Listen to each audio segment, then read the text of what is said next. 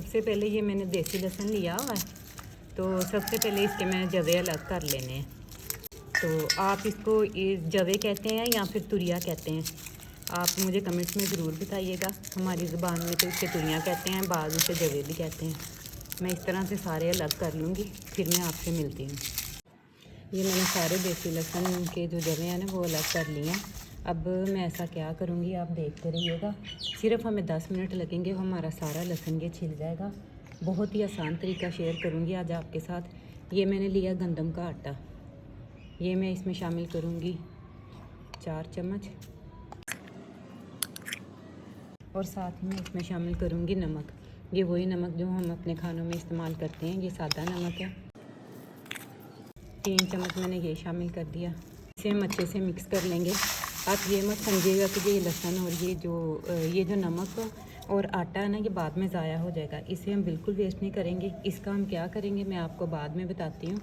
तो ये हम लेंगे एक तकिए का कवर कॉटन का। अगर आपके पास कोई थैला है तो वो इस्तेमाल कर लें, अगर नहीं तो आप इसे यूज़ कर सकते हैं।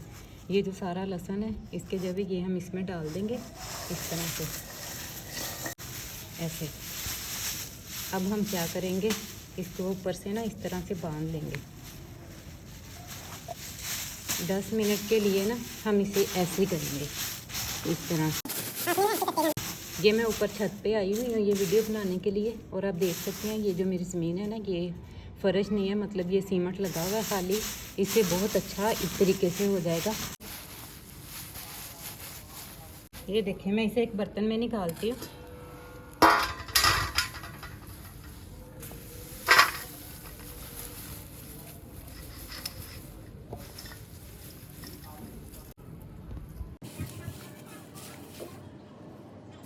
आप देख सकते हैं कि ये काफ़ी हद तक हमारा लहसुन छिल चुका है। ये देसी लहसुन होता है, इसे छीलना बहुत ज़्यादा मुश्किल होता है, इससे हमारे हाथों को भी बहुत जलन होती है। तो ये तरीका जो है ना वो बहुत ही आसान तरीका है, बहुत ही बेस्ट है। अब मैं आपको इसे छान के दिखाती हूँ कि ये कितना छिल चुका है, फिर बाद में इसके छिलके अलग करेंगे। इसका सारा आटा छान के अलग कर लेते हैं। ये सारा मैंने नमक और आटा ये छान के अलग कर लिया। मैं इसका इस्तेमाल आपको बाद में बताती हूँ, अभी हम इसे रखते हैं साइड पे। ये हमारा जो मैंने छान के निकाल लिया लहसुन, ये मेरे पास आ गया। अब मैं इसे साफ़ करती हूँ, इसके छिलके अलग करती हूँ। मैं आपको बताती हूँ कि ये कैसे करने हैं। आपने थोड़ा सा लहसुन कर लेना है इस तरीके से, और इसे इस तरह से आपने छांट लेना है ऐसे। आप देख सकते हैं कि ये सारे छिलके आगे को आ रहे हैं और लहसुन जो है ना वो हमारा पीछे को रह रहा है। इस तरह से हम सारा जो है ना लहसुन और छिलके अलग कर लेंगे। आप देख सकते हैं ये काफ़ी ज़्यादा हद तक हमारा लहसुन छिल चुका है। ये बस थोड़े थोड़े से बाकी हैं, और वो भी इतना मुश्किल नहीं है। ये देखें आप कैसे अलग हो रहे हैं, फटाफट से अलग हो रहे हैं, और कोई मेहनत भी नहीं लग रही। ये देखें, वरना हाथों में जलन और नाखूनों में जलन, कितना टाइम भी लग जाता है। इसमें टाइम की भी बहुत ज़्यादा बचत होने वाली है आपकी।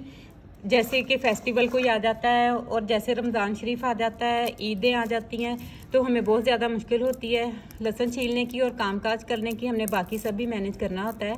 तो आपको ये बहुत ही आसान तरीका है जो मैंने आपके साथ आज शेयर किया है। आप देख सकते हैं कि मैंने कितनी आसानी से सारा लहसुन छील लिया है। तो अब मैं आपको इसको 6 माह से 1 साल तक महफूज करने का बहुत ही आसान तरीका शेयर करती हूँ। तो चलते हैं हमारे अगले स्टेप की तरफ। ये जो लहसुन है ना, मैंने इसे पानी में डाल के धो लिया है। आप देख सकते हैं जो इसके ऊपर आटा लगा हुआ था ना वो सारा उतर गया। अब मैं इसे 1-2 दफ़ा पानी से और धो के ना इसे कपड़े पे डाल के सुखा लेती हूँ। ये सारे लहसुन को मैंने धो के कपड़े पे डाल लिया है। अब मैं इसे सुखा लूँगी, इसका सारा पानी ड्राई कर लूँगी ऊपर। ये मैं ऑयल डालूँगी इसमें और इसे ग्राइंड कर लूँगी।